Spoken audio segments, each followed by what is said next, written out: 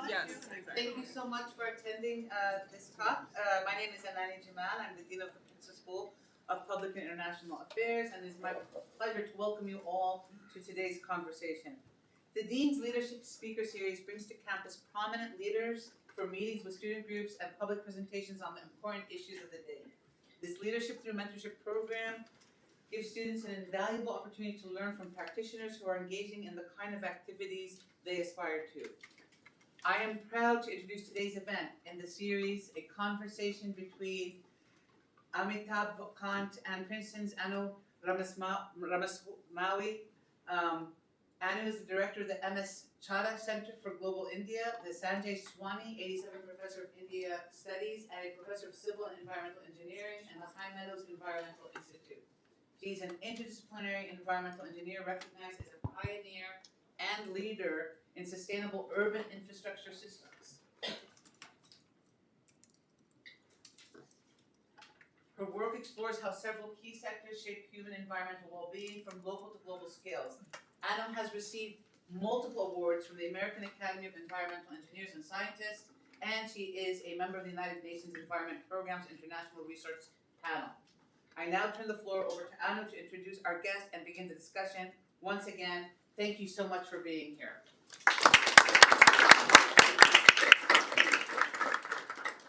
Thank you, Dean Jamal, for the wonderful introduction.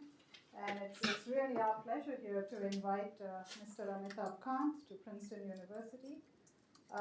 Just briefly, I'm going to introduce him, but beginning by saying that he was most recently India's Sherpa to the G20 during India's presidency of the G20 in 2022-23.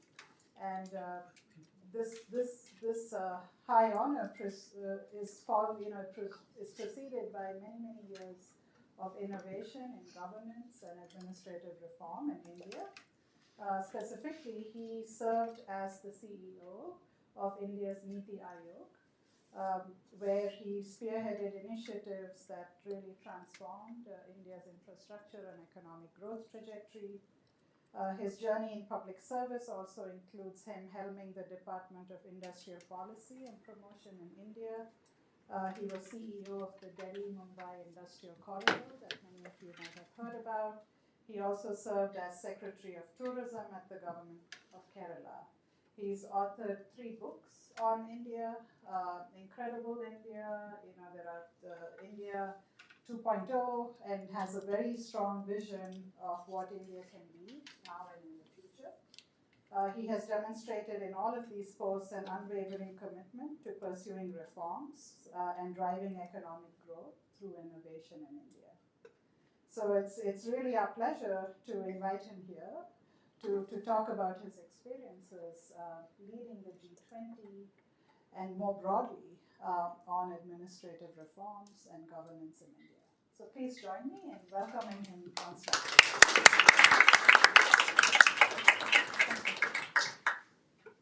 So we thought we would do this just as a series of questions and answers for about 20 or 30 minutes, and then we'll open it up to the audience for questions.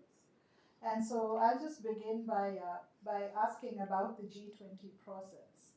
And so as most of us know, the G20 is a meeting of 20 of the largest nations, and it's actually a way to bridge the global south with the global north.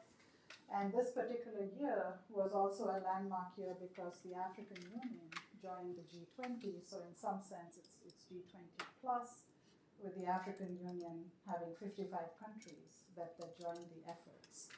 And so the first question is, as the Sherpa for this previous year's G20 meeting, could you tell us more about what the Sherpa's role is in preparing for the meeting, also during the G20 meetings, and bringing together people in this very large international political venue? So let me first thank Dean for this, for inviting me to this wonderful school, and thank you, Anu, for this lovely interaction. So let me first say that globally, G20 is important because United Nations is has become very inflexible. It's a frozen body. Very few policy decisions are taken out, and largely because the Security Council had never envisaged that you'll have one of the members at a prolonged war and therefore you're not able to arrive at consensus in United Nations. G20 is important because it comprises of countries which account for about 85% of the global GDP. They account for about almost close to 80% of the global trade and two-thirds of the population. So once G20 countries are able to push consensus in a range of areas, you are then able to drive a lot of transformation multilaterally.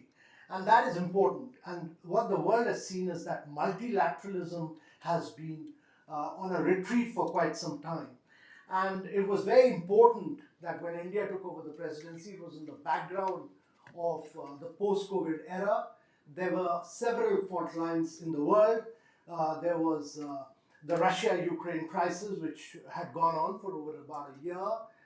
You had a crisis of slow economic growth. Germany had just got into a technical recession. The world had slowed down in the post-COVID era. 75 countries in the world were facing a global debt crisis.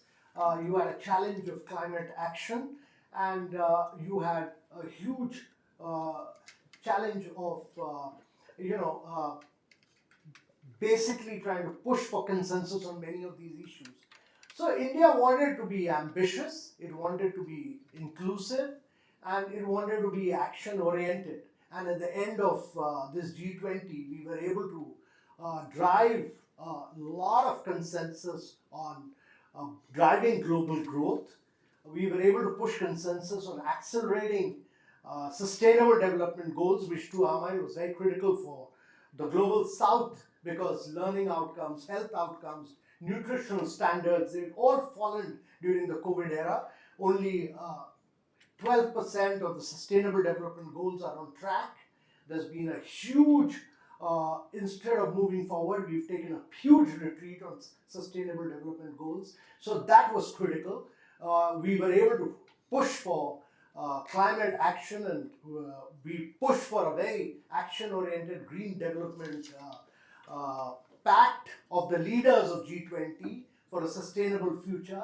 And both SDG and climate action require lots of resources, and that would mean that the multilateral financial institutions which were constituted in the post-World War II period, the post-Bretton Woods period, have to be redesigned and restructured for the world of today.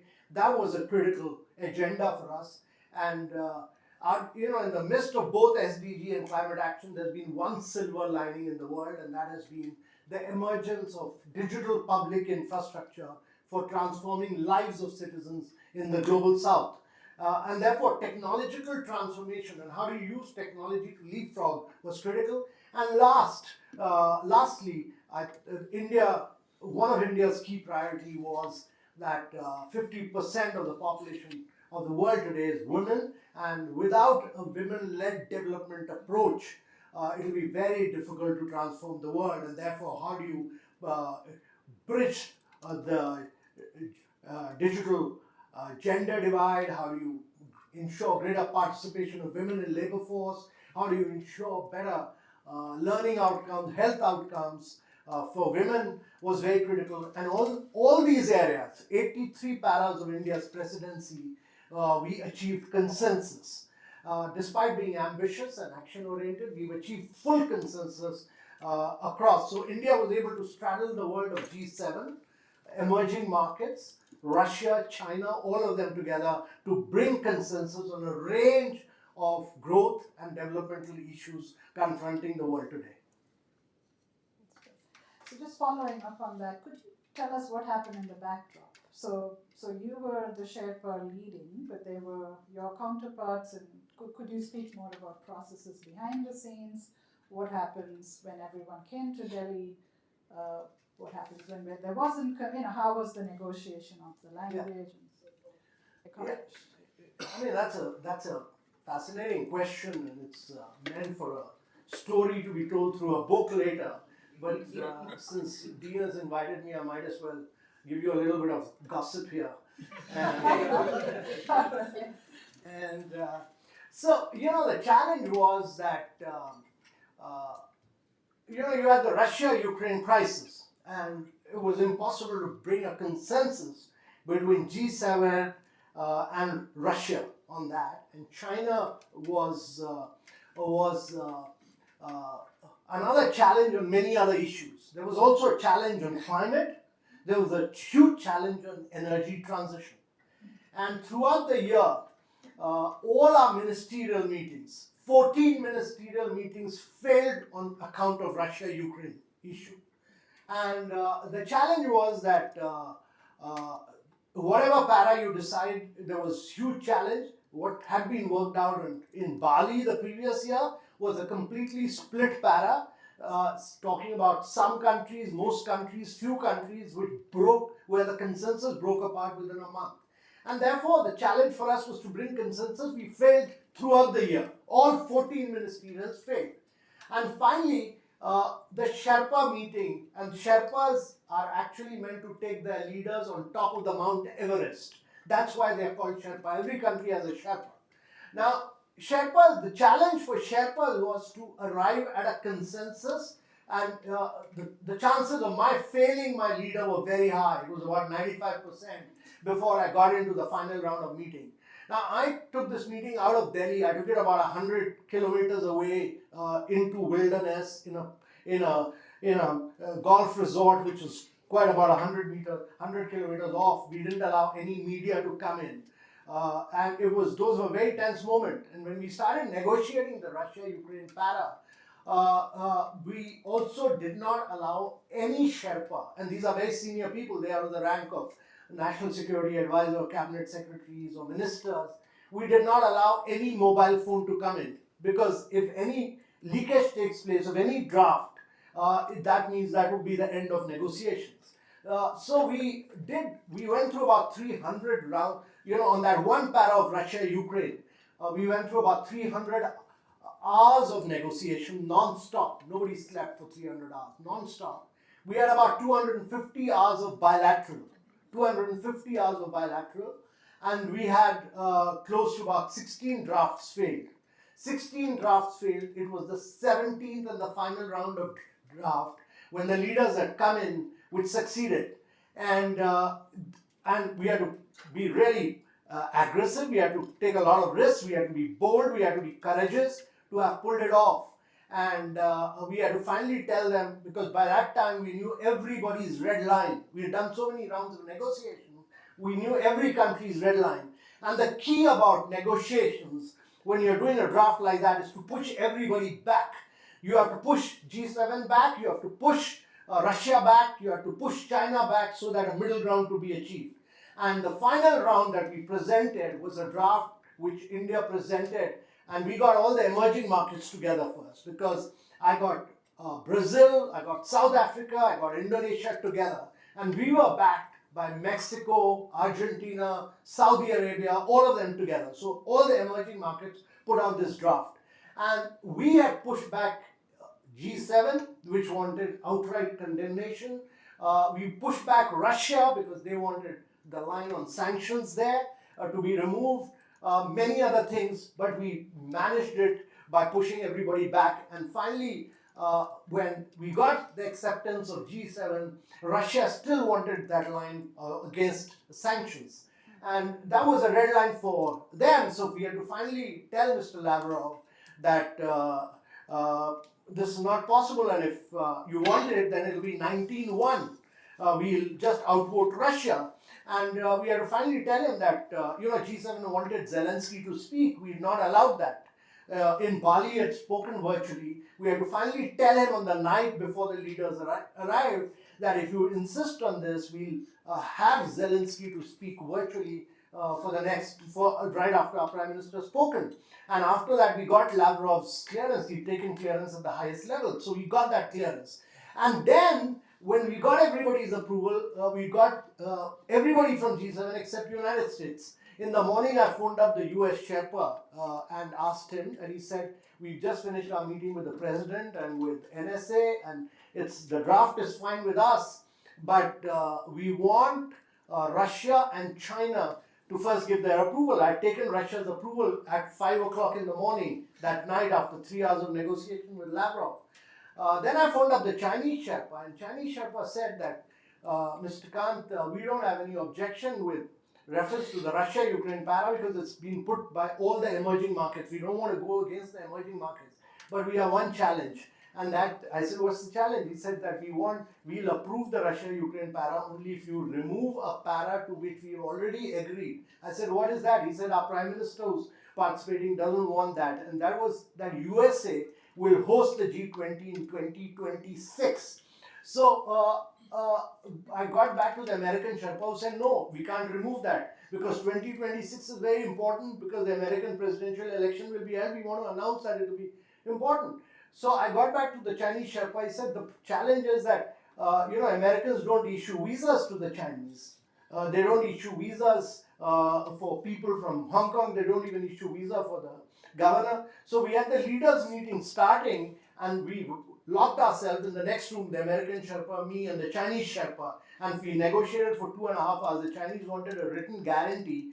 I told them that you don't understand the meaning of guarantee. It's better to just get a written letter saying that they will see that visas are given. And finally, America agreed to give some kind of a written letter, and that's how we managed to get China on board finally on this. And we sealed it finally at about 1 o'clock, 3 hours after the leaders' summit had started.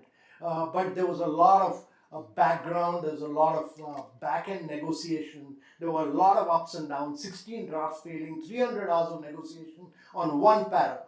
So that was a gossip. Meant to be written in a book, but I've told it at the Princeton in the interaction with others.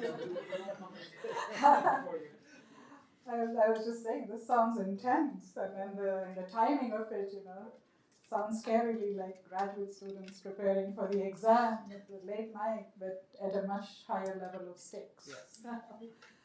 So actually, following up on that, it sounds like the Russia-Ukraine statement was the most challenging from what No, climate and energy was as well. Climate was tough. Climate was tough because, and there were other challenges. There were challenges of, moving away from fossil fuel. There was a challenge of moving from billions to trillions. There was a challenge of, making the developed world commit to climate justice on many issues. There was a challenge of tripling renewable energy, which we were very aggressive about. There was a challenge of doubling energy efficiency, a whole range of challenges. But we managed to push a lot on the Green Development Pact. I think was very ambitious, very action-oriented, and it really set the ball for COP28 because much of what G20 had achieved finally found its way through COP in terms of tripling renewable energy and doubling energy efficiency, and also for the national collective qualified goals. A lot of that was achieved during G20. It really pushed the limits in terms of moving towards a more sustainable future, which we strongly believed in. Could you speak about the finance, the green finance, and you said billions to trillions. Could you talk more about So the challenge really, Anu, is that, if you look at climate, you can't, you have to really look at it in terms of climate justice. And that is important because in today's world, 2/3 of the growth is coming from emerging markets. Many of us do not realize it, but according to IMF, for the next 2 decades, 75% of the growth is going to come from emerging markets. And we don't understand this, but 6 of the fastest growing 12 nations in the world are today from Africa. And if growth is going to come from emerging markets, the international financial structure is heavily weighed against that. The International Monetary Fund and World Bank are all a creation of post-World War II when there was no challenge of climate action. And they need to be completely restructured to become institutions for climate change. The World Bank needs to do a lot of private funding to ensure that uh, uh, the global south is fully supported. Now, there's no shortage of funds in the world. I mean, there's $350 trillion available. Over $150 trillion are available with sovereign wealth funds, pension funds, etc. You need to de-risk that to ensure that funds flow into some of these emerging markets. They don't flow in because the World Bank mobilizes only 0.6 cents to a dollar uh, to ensure this. And you need many new instruments of blended finance, first loss guarantee, credit enhancement to allow funds to flow in a large way. And that's critical. And also, it's important to understand that 1%, just 1% of the corporates in the world today account for 40% of the greenhouse gas emissions. They 1% are accounting for 40% of the greenhouse gas emission. They are not penalized by the world. They are not penalized because data across stock exchanges are not put out. You may be a climate believer, he may be a climate believer, the dean may be a climate believer, but we don't have access to information, data across stock markets. You have data, it's not put out in a machine readable form, and stock exchanges do not put out who's polluting the world. And the market must penalize them, and that's critical for the world to move forward. And unless that is done, it will be very difficult to penalize them. So those are some key issues to my mind. So I think the international structure needs to be re-altered if you want a cleaner world of tomorrow. And it's also important that the developed world, which has occupied all the carbon space in the world, 23 rich countries of the developed world have occupied about 50% of the carbon space. The other 50% is occupied by 160 countries of the world. Look at this. 80% of the carbon space has already been occupied by the developed world. There's nothing left for the global south to develop. If you want the global south to develop in the name of climate justice, which has been an accepted principle since 2009, the developed world has to support them in terms of both technology and finance, which it has miserably failed to do. So, look at the track record of the United States of America itself.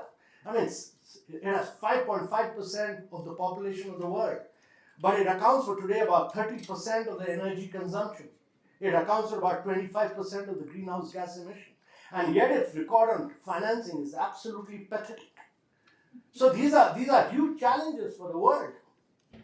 So looking towards the financing, we're also talking on the consumption side, because India's economic trajectory is going to be very fast. It's going to be one of the third largest economy very soon. How are you thinking, and also particularly in the G20, there was an interesting proposal on lifestyles. And some of us have read about sustainable consumption along with addressing sustainable production through the financial mechanisms. So I had a couple of questions there on two things. India put forward a lifestyle proposal. How did that go? And also secondly, how is India thinking about its opportunities for energy efficiency through urbanization? As a particular avenue that, where we already need infrastructure, but making it more efficient, sustainable. So two related questions, one on lifestyle and consumption, and how did that go over at the G20, and then more on the domestic side.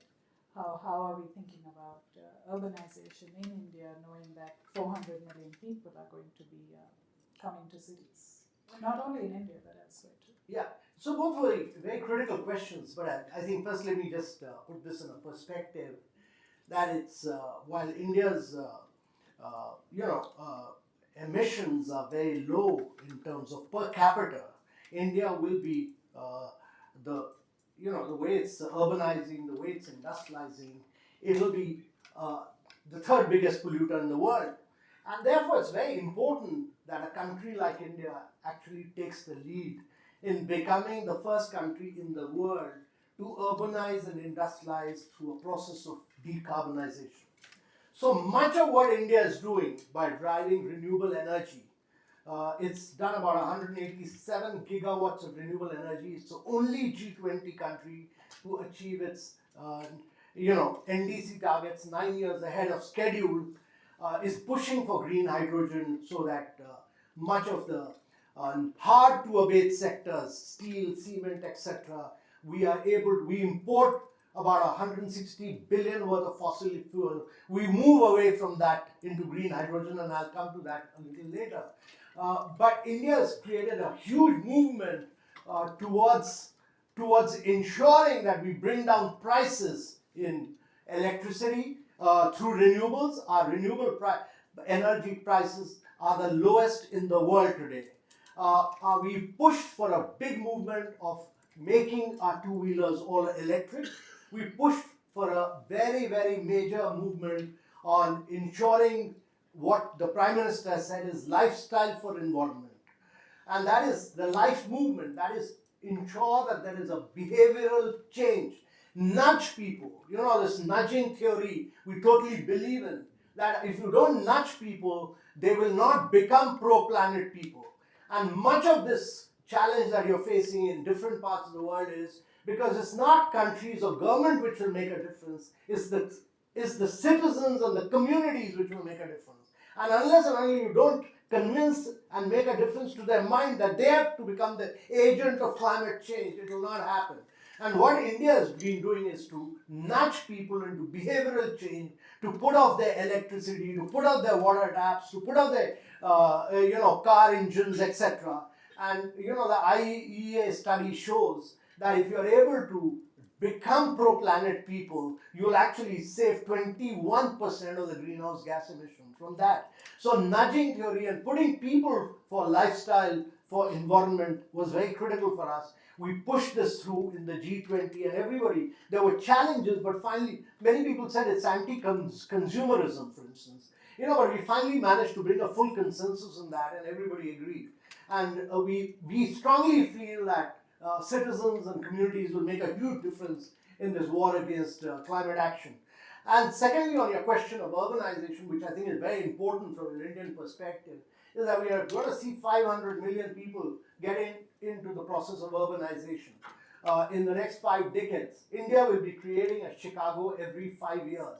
Now, if 500 million people are getting into the process of urbanization, very important that India does sustainable urbanization. And to my mind, sustainable urbanization is that we make cities for people and not for cars, and that we build cities which are driven on the back of public transportation, which are meant for cycling, which are meant for walking, where you embed cities with proper drainage, sewage, solid waste, but public transportation, to my mind, is the heart of it. And actually urbanization must take place on the back of public transportation.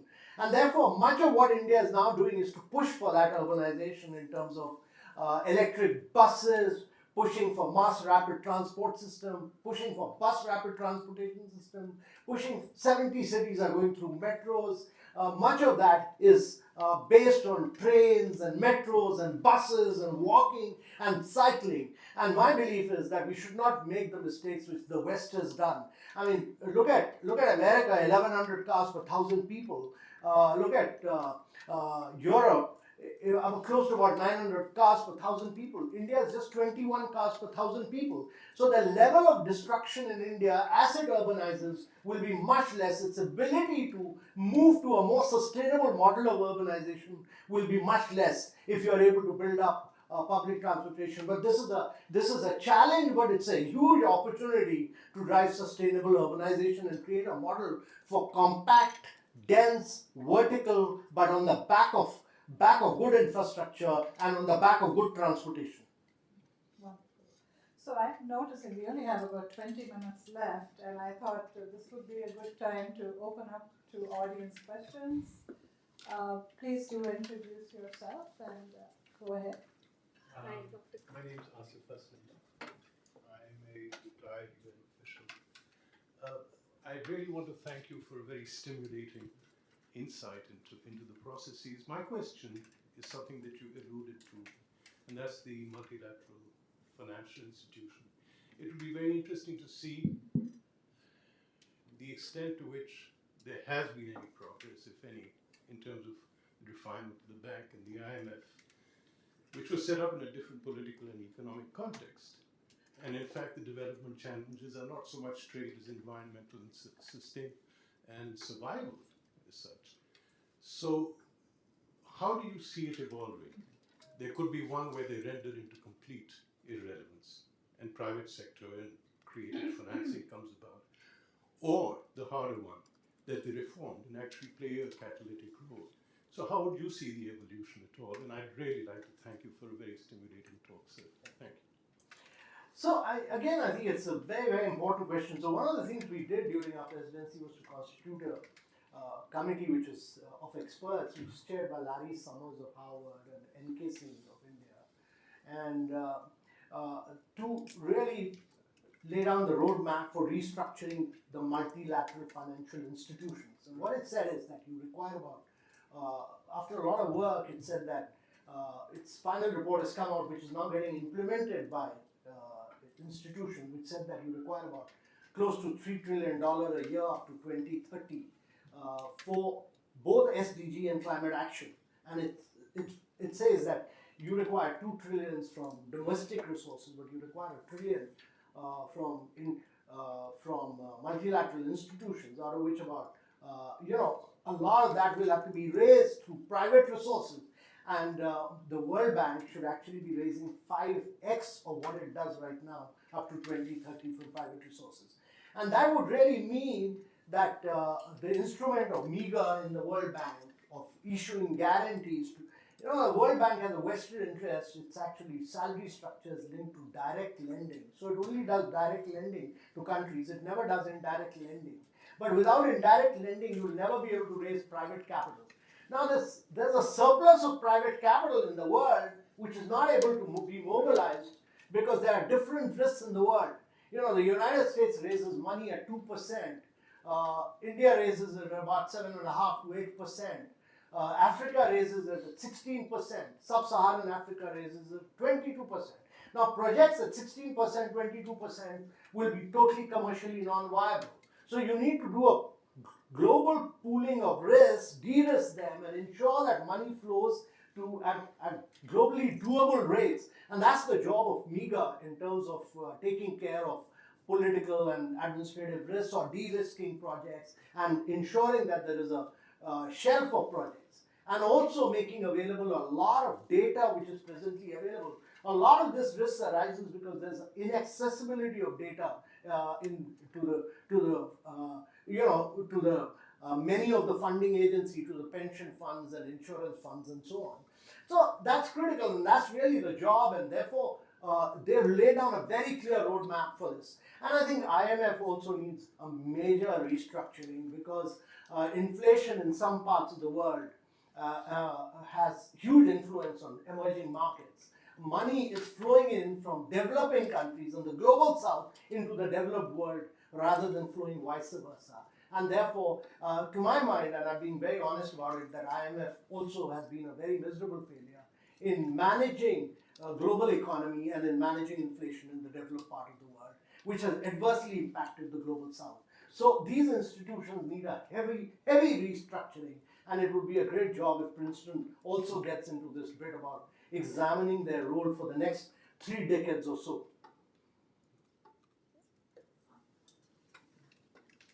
Hi, Mr. Kant. So you just spoke about sustainability and how climate change is a big problem, and India is doing a lot for it.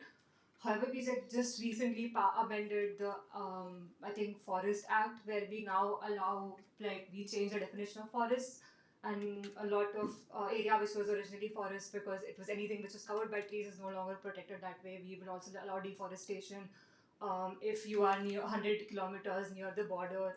We have the Char Dham corridor, which the Prime Minister is pushing for, which is you are creating tunnels through ecologically sensitive zones and mountains, and Joshi Math is also thinking. So how do you have these policies which are signing for at a global level, and then domestically things are happening which are hurting our own people, while you are saying that the government has a strong push for sustainability? So I'm unable to place the two things together. So 2 things.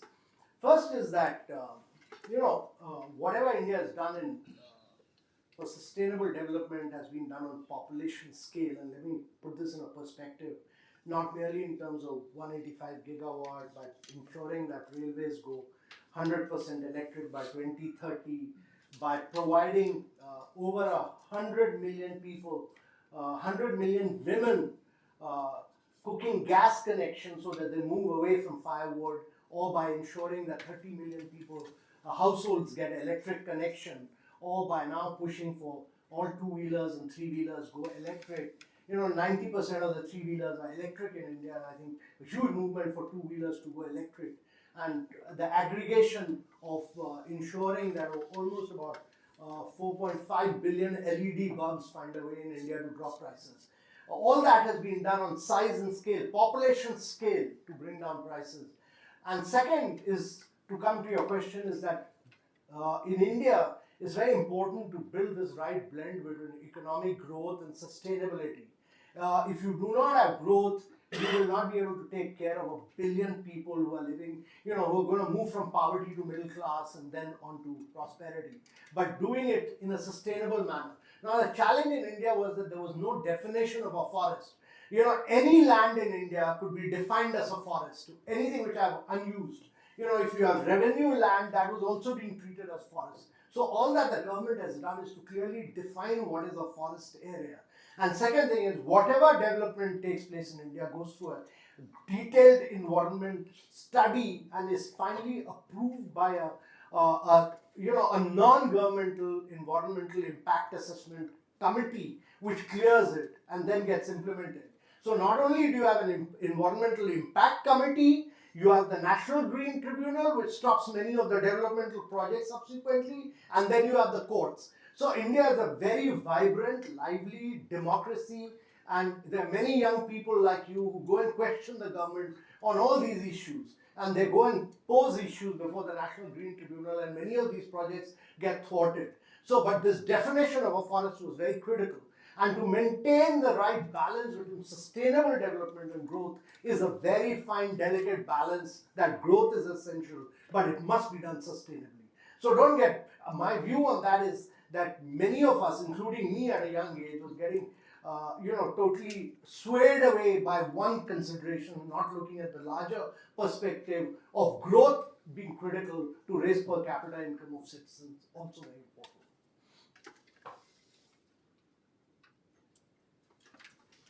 We have time for 2-3 more questions, and then I have a closing couple of questions.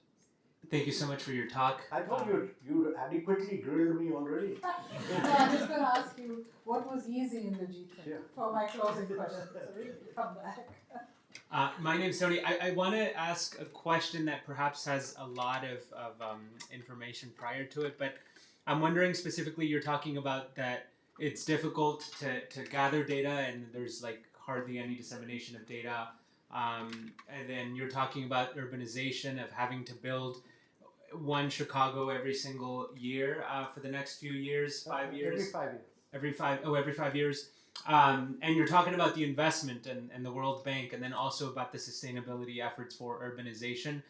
I'm wondering politically how this conversation is going to develop if we're talking about the fact that the goals for relying on renewable sources of energy at the 50% level isn't going to happen until 2030, but by that time we're talking about the urbanization of 2 Chicagos. So how politically is that going to happen, especially in cities that are already incredibly crowded with their own political tensions?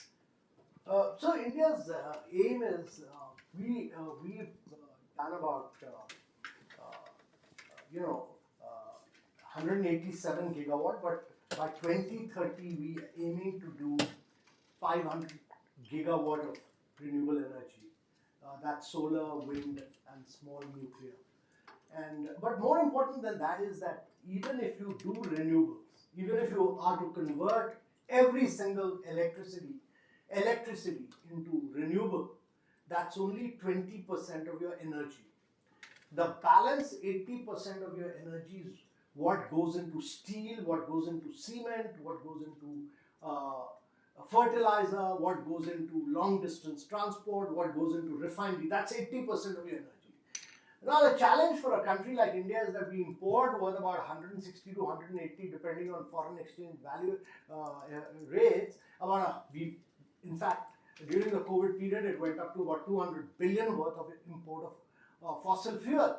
Now, we're causing a lot of air pollution because of import of fossil fuel. Our challenge is, and that is what the government is pushing for, we are climatically blessed for renewable. Now, once you've done 500 gigawatt of renewable energy, you will use that renewable energy at very low cost at which we are producing. We are a global champion in producing renewable energy at the lowest cost. Use it to crack water, produce green hydrogen, become the champion of green hydrogen, become the biggest producer of green hydrogen, become the biggest exporter of green hydrogen in its liquid form, ammonia, become the biggest manufacturer of electrolyzers, so that you clean up your hard to abate sectors and export a lot of clean energy. So the ambition for India is that by the time it becomes 147, instead of being an importer of energy, it should actually be an exporter of clean energy to the world.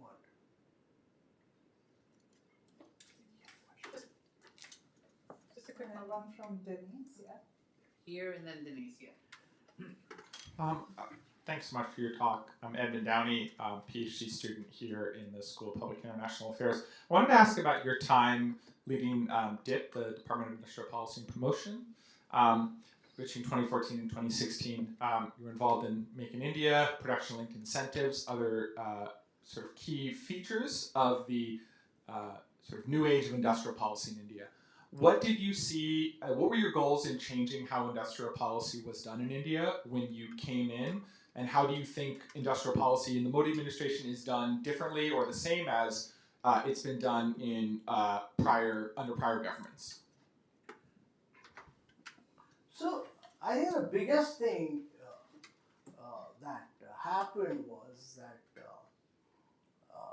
we scrapped a lot of rules. India was extremely, it had built a very socialistic economy. It had, over the years, it had built a lot of rules, regulations, procedures in Indian economy. And what we did during that period was, during 2014 to 2017, was to scrap a lot of rules, regulation, procedures and acts. We scrapped about close to 1,500 laws in India that time. We scrapped a number of procedures relating to foreign direct investments. Today, 97% of foreign direct investment that comes into India comes through the automatic route because of that. And we made India a very easy and simple destination to do business in. India's growth till then was driven largely by the services sector. We altered that because of our belief that if India is to grow at high rates of 9 to 10% for the next 3 decades, to become a $35 trillion economy by 2047, it must fire on all cylinders. It must grow on services, it must grow on manufacturing, it must grow on sustainable urbanization, and it must grow on enhanced agriculture productivity. The challenge for India was that we did not have size and scale of manufacturing because of very major labor laws, because of several constraints which not only the federal government but the states had put in. So one of the things we did was to start making the states compete on real-time data, and that's a question which I'll respond to. I missed out responding to that question on data. On a real-time data basis, we started ranking states in India. India is a very large country. It's bigger than 24 countries of Europe plus 30,000 kilometers. And we started ranking states. The first year we did it, Gujarat came number 1. Next year, Andhra beat Gujarat. Third year, Telangana beat Andhra and Gujarat. But the fourth year, Chhattisgarh and Jharkhand, which are the mineral-rich states of India, but which are laggards in growth, they came third and fourth. So my belief is that if competition can push huge efficiency in production and these states can move up, then India will grow. If the eastern part of India grows, because till now the west and the south has grown very rapidly at 10% plus. If Chhattisgarh, Jharkhand, Rajasthan, Madhya Pradesh, if these states and Uttar Pradesh, all these states start growing at rates of 10 to 11%, India automatically grows at 10% plus for the next 3 decades. It's important, and that competition was necessary, naming and shaming them in public and all based on real-time data, which is very important.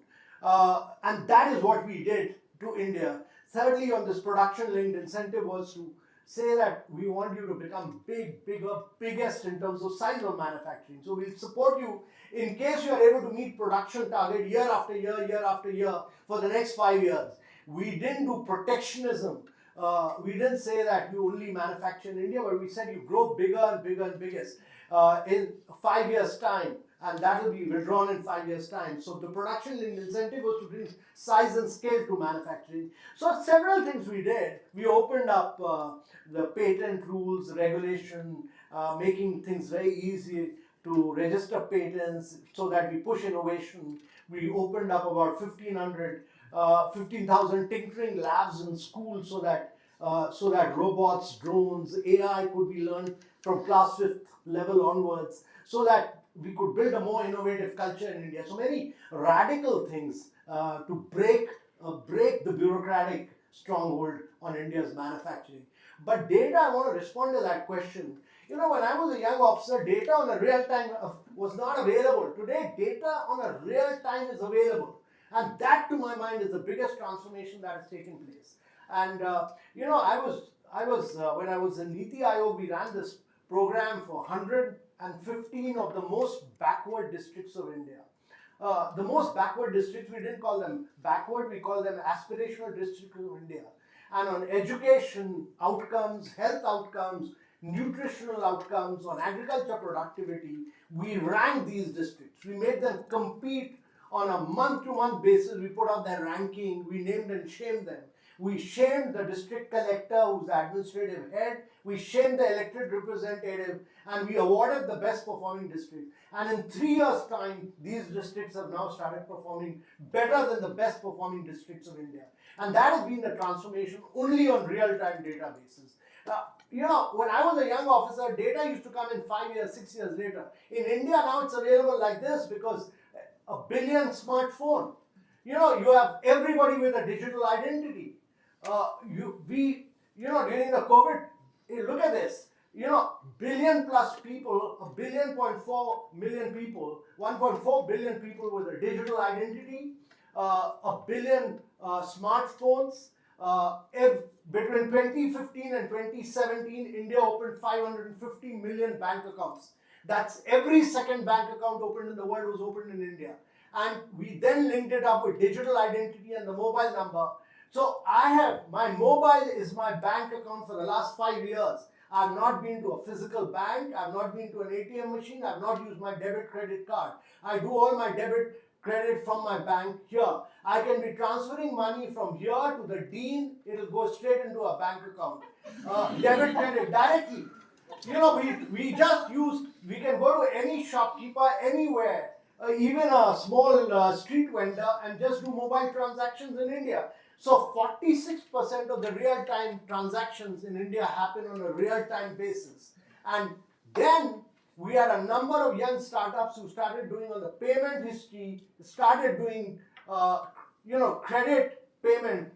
You know, you had these startups, all unicorns now, MobiKwik, Lending Card, Pine Lab, who do credit on the basis of payment history. And then we had all on digital identity.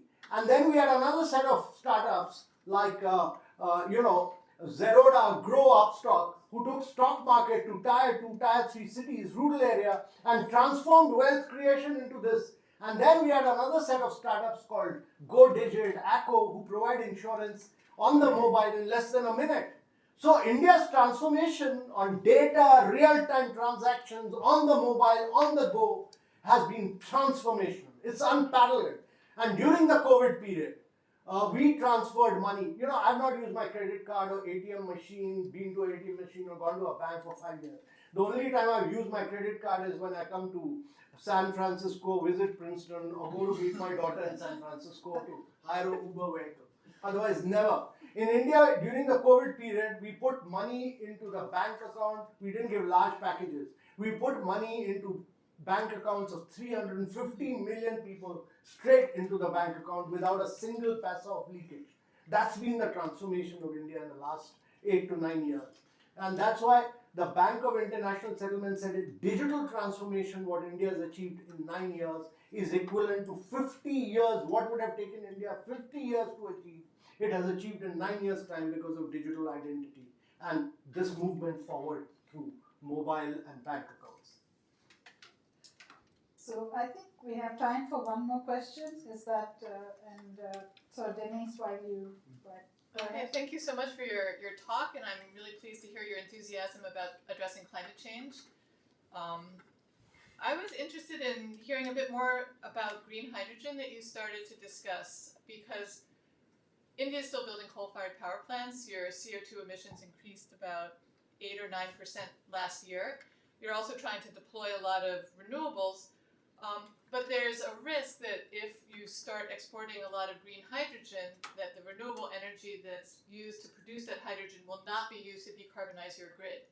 And instead, you'll continue to build more coal, and your CO2 emissions will go up. I laud you for the enthusiasm on growth and digitalization also, but there's a risk with growth that's powered by coal. And I'm just wondering how you think about reconciling growing renewables, addressing climate change with growth and with the goal of exporting green hydrogen, not just hydrogen itself. Sorry, could I add a follow-up to that before we end? Yeah, sure. You can ask. No, please. I'm okay. I'm Divyansh. Amazing talk. So one of the issues we saw in the seminar a few days ago was that Europe did this independent evaluation. They put some funds out to build wind power plants in India, and it was accountable. It did go to build wind power plants, but it didn't go to build the plants that had marginal use for that money. So it went to the major players. It didn't go to the plants that needed those funds.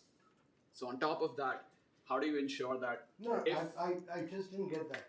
Oh. Wind plants, wind power plants correct, yeah. didn't go to the. So the finance that came in, the money that came in from Europe went to plants that are built by the major players, but would have been built anyway. They had access to capital already. It didn't go to the plants The smaller ones that needed the capital. smaller ones that needed capital didn't go to them. So It's a question of additionality. additionality. So the point is, as you're doing all that, how do you ensure that in this climate finance space, if money does come in to build projects, how does it go to the right place? And does it guarantee additional green energy generation? Or is it just that you have a fixed amount of green energy and some of it will go to make green hydrogen, some of it will go to decarbonize the grid, but there won't be enough to decarbonize the entire economy? So, my belief on this is that the only way emerging markets and countries of global south will make a difference to climate is if they are able to bring down the cost of producing clean energy radically. If you are able to produce renewable at lowest cost, much cheaper than coal energy. What you are seeing in India is very different from what Bill Gates said, that green will have a premium. What did he say? We want to prove that net zero is going to be net positive for India. Bill Gates said that green in the interregnum period will be a green premium. What India is demonstrating today is that it's not green premium, it's a green discount. Why is solar energy available at 20 to 25% cheaper than coal-fired plant energy in India? India has demonstrated this ability to display that solar is cheaper than this. And India will demonstrate that it will produce green hydrogen. Today, a battery-operated three-wheeler is cheaper than a combustion vehicle in India. A two-wheeler is cheaper, an electric two-wheeler is cheaper than a combustion two-wheeler in India. Without subsidies, I'm talking about. And what our aim is that green hydrogen today in India is about $4.50 per kilogram.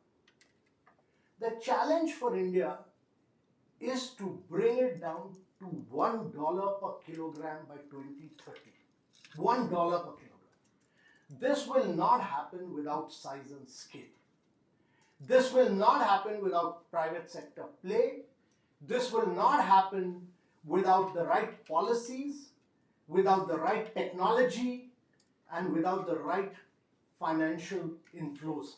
So you need three critical elements: policy framework for the government, the best technologies to come in which will bring down costs, and finance at low cost available. Now, we can keep arguing that this went to the small player, that went to the large player, but I am a believer in size and scale. Without size and scale, you will not be able to drive prices down to $1 a kilogram. And I'm a believer that unless India doesn't do 500 gigawatt of renewable energy, 500 gigawatt of renewable energy, it'll meet India's grid is completely green. It's the only country in the world which has one grid. It's not like America, which has different grids at different places. It's not like Europe with different grids. We have a fully digital one grid, and it's that grid has gone green today. And therefore, my belief is that the more we produce renewable energy, we'll manage both renewable energy as well as we'll drive down the cost.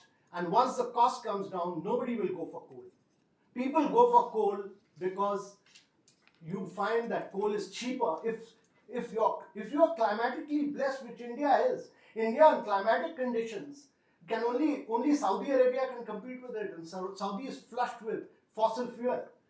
And in America, it costs you $7.50 to produce 1 kilogram of green hydrogen because of climatic conditions. In India, it costs you $4.50 to produce 1 kilogram. So you're climatically blessed. Now you need to enhance renewable energy, make it cheaper than coal. Why will anybody go for coal if you make it cheaper than coal? That's my belief. Great goal. I commend I you. mean, we can do academic studies on this, but I'm a very big believer in size and scale. And get out of this theoretical studies which you do in academic schools. Crack size and scale. The minute you bring down cost, everybody will go for renewables. They are cheaper than coal. Yeah, right in now. India, what have we done to renewable? We brought the renewable down from 21 rupees. 21 rupees, what will be it in cents? 0.25. We brought it down from 21 rupees to 1 rupee 99 paisa through transparent bidding process. We brought it down about 150% lower. All through transparent competitive process. So, unless you don't think big, you don't have the right policy, you don't have the right technology, and you don't in any public school, get the three things right. Right public policy, which will enable you to bring down costs. The best technology, and ensure that funds into emerging markets flow in at the right cost. These are the three critical players. Thank you. So on that note, we'll have permission for a couple closing questions, Please. and then we'll close out. And one of them is actually on India, and one is maybe we'll begin with the second one.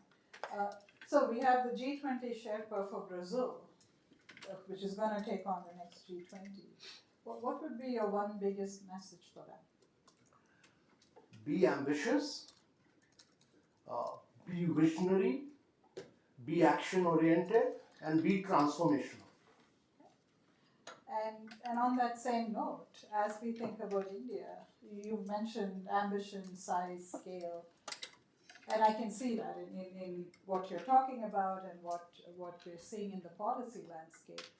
What are you seeing as areas of caution, or areas where you say, well, what milestones do we have to hit to achieve not only the 30 trillion economy, but to have it equitably distributed? I know it's a big question, but you talked about data and transparency, and so I'm thinking about what are some milestones, and how do people see that as we go forward? So,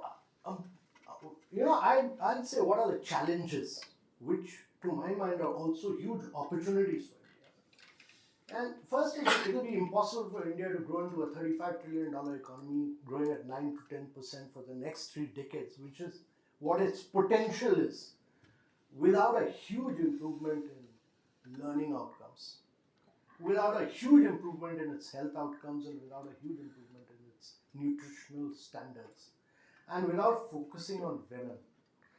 Because unless and until a weak mother in India, and let me tell you, weak mother in India is producing weak children who are stunted, who are wasted, and therefore tracking every single pregnant woman from the point of her pregnancy till the point of the birth and then taking care of the child is the most important thing which needs to be done in India today. And so, to my mind, these are the critical issues. The second big issue is that if it can't be that you have 3 regions of India growing and 1 region of India not growing. You need, it's very important that India does grow with equity, with inclusiveness. And that means that the central and the eastern part of India must grow rapidly, to my mind, and there's a massive potential for that. And the third point, to my mind, which is very important, is that because India will urbanize, sustainable urbanization is very, very critical. Urbanization can be the biggest driver of growth story of India. And it's very important because in India today, 42% of the population is still in agriculture. It needs to be moved out into manufacturing and agriculture, from agriculture into manufacturing and urbanization. And sustainable urbanization can be a biggest driver of growth. And fourth is that India needs to grow by being a major exporting nation. Every time India has grown at 9 to 10%, it's grown for in the past for 5-6 years, 10% plus, 9.5% plus. Every time it's grown is when exports have grown. So India's manufacturing must be to size and scale so that they can penetrate global markets. Indian manufacturers must not look at domestic market, they must look at export market. So on that note, I want to thank you for your time, for a great That's it. Thank you so much.